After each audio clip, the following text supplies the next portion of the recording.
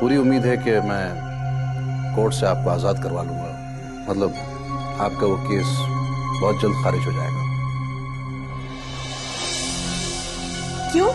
रंजीत का असली कातिल पकड़ा गया?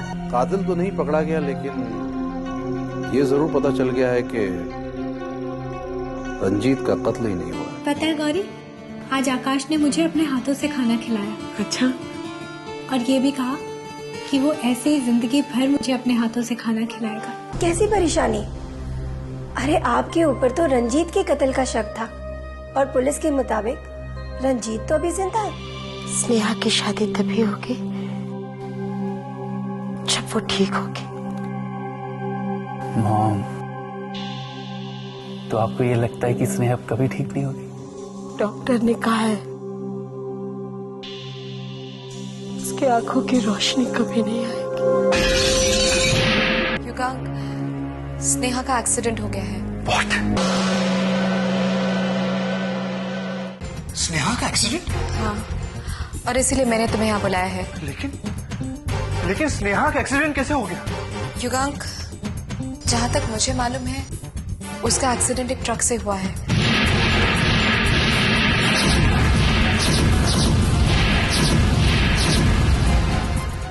और इसमें उसकी आंखों की रोशनी चली गई है युगांक। What?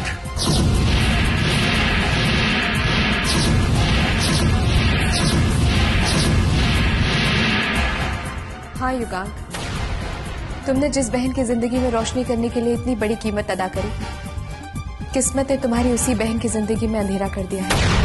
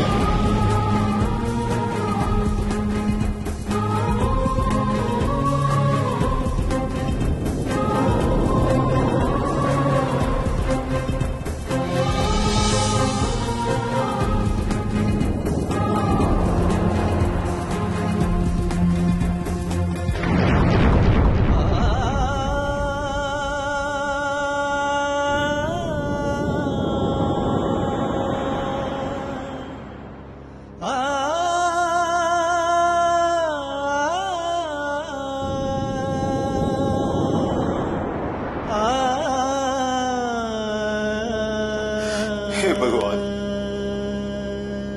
मेरी स्नेहा को ठीक कर दे भगवान।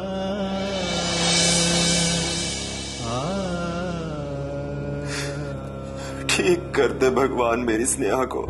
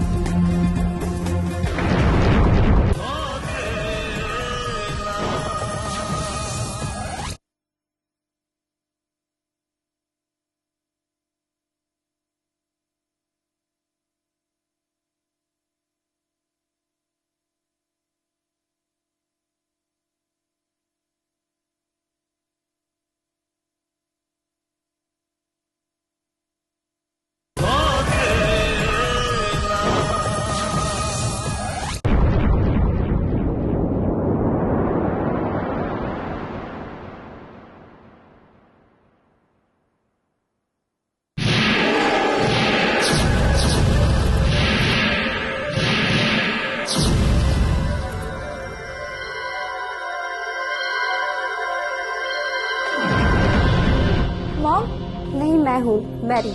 कोई काम था? मैरी मैरी, मेरा फोन पता है क्या कहाँ है?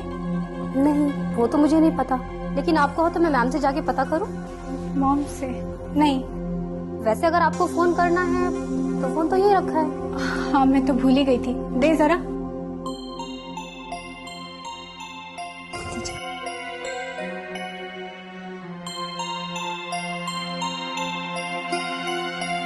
नंबर मिला के दे दो। 9867167394।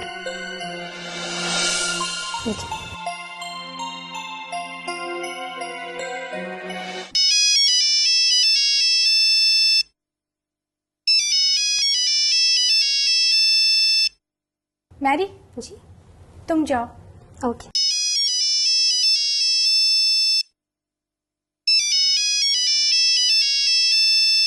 ये आकाश अपना मोबाइल छोड़ के कहाँ चला गया? हेलो हेलो बुआ जी। आप कौन? बुआ जी, मैं स्नेहा बोल रही हूँ। ओह स्नेहा, हाय, कैसी हो? जी ठीक। आकाश है वहाँ? आकाश तो अपना मोबाइल यहाँ छोड़ कर पता नहीं कहाँ गया है। एक काम करो स्नेहा, तुम कुछ देर बाद फोन करो। ठीक है बुआ जी, अगर आकाश आए तो उसे कहना मुझे फोन करे। ओके। अच्छा बुआ जी, बाय।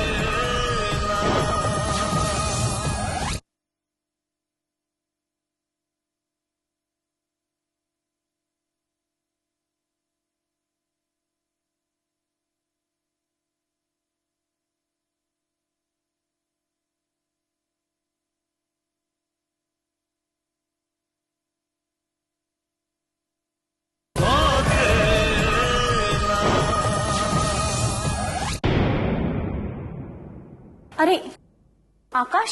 जी बुआ जी। वो स्नेहा का फोन आया था। क्या कहा उसने? नहीं, कुछ खास नहीं, बस कह रही थी कि वो ठीक है और फिक्र करने की कोई बात नहीं है।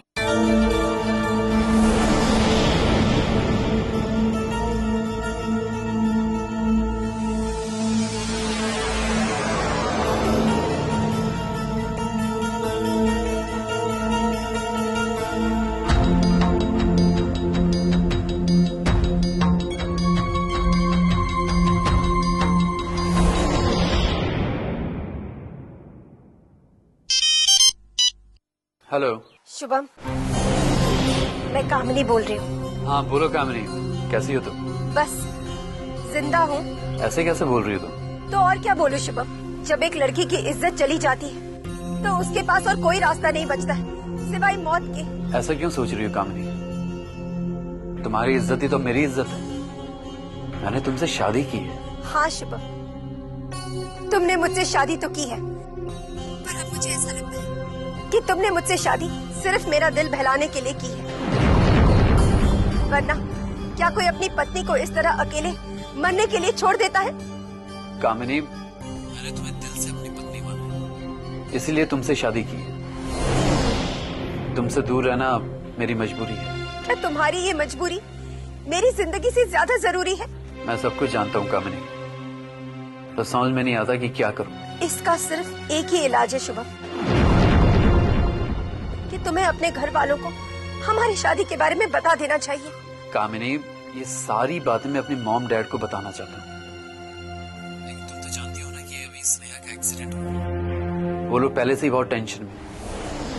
अब मैं उन्हें अपनी शादी की बात बता के और ज्यादा दुख नहीं देना चाहता। शुभम, तुम्हें अपने घर वालों का दुख तो नजर आ रहा है, लेकिन मैं इतने सारे दुख सहकर भी जिंदा हूँ, उसकी तुम्हें परवाह है? ठीक है शुभम, आज के बाद मैं तुम्हें इस बारे में कभी मजबूर नहीं करूंगी। कामिनी, बस तुम तो जरा जरा सी बात पे नाराज हो जाती। ठीक है शुभम, आज के बाद मैं तुम्हें इस बात के लिए कभी मजबूर नहीं करूंगी, कभी नहीं। ठीक है बाबा, मैं आज ही डैड से बात करूंगा। ओके, अब तो खुश होना। शुभम, खुश तो अब मैं सिर्फ उस दिन होंगी जब तुम मुझे अपने घर वालों के सामने पत्नी बना के ले जाओगे, बस।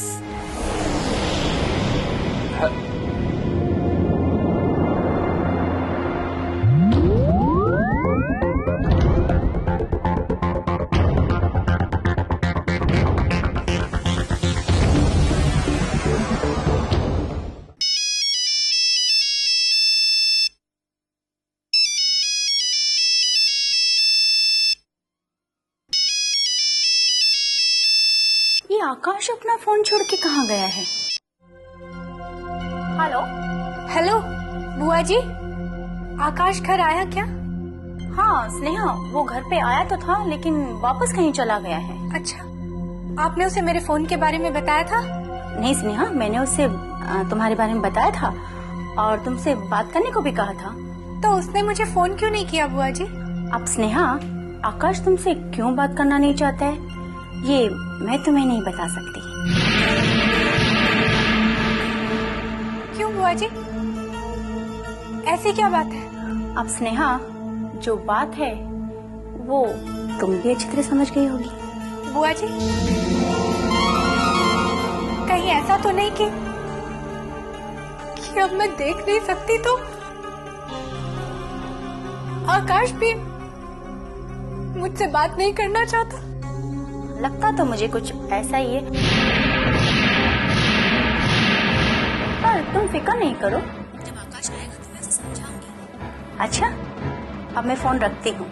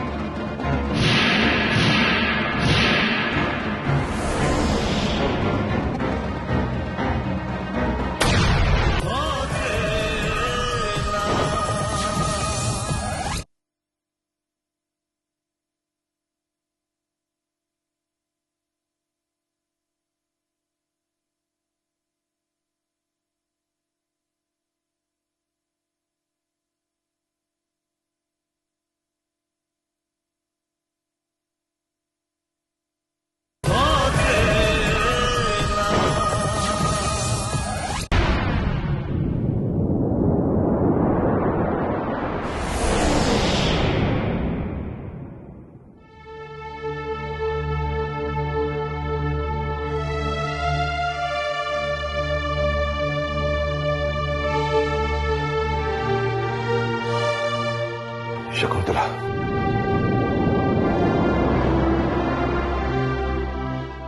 क्या हुआ? आप बोलते बोलते रुक क्यों गए? क्या कहूं शकुंतला, और किससे कहूं? 24 घंटे स्नेहा का मजबूर और बेबस चेहरा मेरी आंखों के सामने घूमता रहता है और मैं बेबस बनकर अंदर ही अंदर घुटता रहता हूं। ये सोचकर डरता रहता हूं कि कभी मेरा दर्द मेरे जबान पर आ गया तो फिर स्नेहा और टूट जाएगी। कौन देखभाल करेगा, कौन संभालेगा उसे? शकुंतला बस अब मुझे और बर्दाश्त नहीं होता शकुंतला, और बर्दाश्त नहीं होता। सुनिए, अगर इस परिवार को किसी से हिम्मत है तो वो आपसे है। अगर आप ही इसी तरह हिम्मत हार बैठेंगे तो हमें सहारा कौन देगा? शकुंतला मैं हिम्मत नहीं हार रहा हूं, हिम्मत नहीं हार रहा और कभी हारूंगा भी नहीं। मगर अफसोस मुझे इस बात का होता है कि हमारी बेटी स्नेहा को ये दिन भी देखने थे। अगर ये किस्मत का ही लिखा है तो हमें इस तरह मायूस नहीं होना चाहिए, सब्र से काम लेना चाहिए। डैड। अरे शुभम, हाँ बोलो शुभम। नहीं डैड, मैं बाद में आके बात कर लूंगा। अरे नहीं, बोलो बोलो, क्या बात है? बोलो ना, क्या कहना चाहते हो बेटा? मॉम, मैं तो बस यही पूछने आया था कि डैड से कि क्या उस इंसान का पता चला जिसने स्नेहा का एक्सीडेंट किया था? नहीं शुभम, हमारी लाख कोशिशों के बावजूद हमें अब तक ये नहीं पता चल सका कि हमारा वो दुश्मन कौन है। नहीं डैड, वो जो कोई भी था कम से कम हमारा दुश्मन नहीं था। वो तो आकाश का दुश्मन था। स्नेहा ने तो यही कहा था कि वो आकाश को मारना चाहता है और आकाश को बचाने में स्नेहा घायल हो गई। मैं तो बस आपसे यही कहने आया था कि हमें देवराज अंकल के दुश्मन के बारे में पता करना चाहिए। शुभम, अगर वो देवराज का दुश्मन है तो फिर भी हम उसे ढूंढ निकालेंगे, और जिस दिन हम उसे ढूंढ निकालेंगे शुभम, हम उसे ऐसी सजा देंगे कि वो जिंदगी भर नहीं भूलेगा।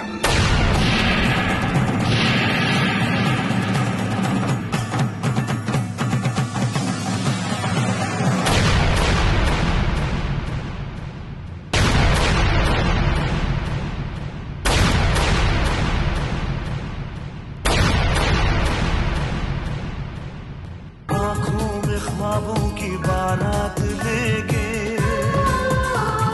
होठों पे गीतों की सौगात लेके, दिल में मोहब्बत के जज्बात लेके